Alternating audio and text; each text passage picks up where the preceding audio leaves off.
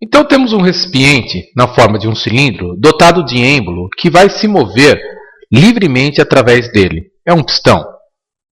Temos encerrado no recipiente uma amostra de gás perfeito a uma certa temperatura, ocupando inicialmente um volume V1. Vamos estudar a relação entre a pressão e o volume ocupado pelo gás, mantendo sua temperatura constante. Ou seja, vamos provocar no gás uma transformação isotérmica, no caso, uma compressão isotérmica, pois pretende-se reduzir o volume da amostra gasosa. Então, para um volume V1, temos uma pressão P1. Se pressionarmos o êmbolo de maneira quase estática, muito lentamente, vamos perceber que há redução de volume do gás, mas a temperatura do gás não se modifica, ou seja, o grau de agitação das moléculas permanece constante. Observamos experimentalmente que, com a redução de volume, a pressão interna tende a aumentar. Se novamente reduzirmos o volume, de maneira a temperatura do gás em nenhum momento se alterar, teremos que, para um volume ainda menor, teremos uma pressão ainda maior.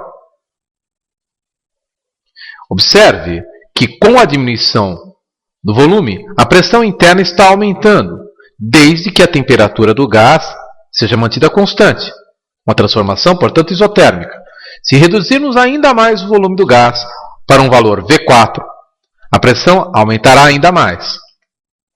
A experiência mostra que a dependência entre a pressão e o volume de uma amostra de gás ideal à temperatura constante é inversamente proporcional, ou seja, a função que caracteriza a relação entre pressão e volume numa transformação isotérmica gera, nesse plano cartesiano, uma curva típica das funções inversamente proporcionais, chamada hipérbole.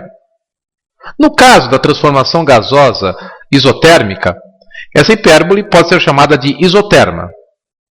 Isoterma, portanto, é a curva gerada no diagrama de Clapeyron, pressão versus volume, em que todos os pontos a ela pertencentes geram, através da sua pressão e o volume característico deste ponto, na equação de Clapeyron, uma mesma temperatura. Então, o par P4, V4, o par P3, V3, o par P2, V2, o par P1, V1, que pertencem a essa isoterma, geram, na equação de Clapeyron, uma mesma temperatura para uma certa amostra de gás.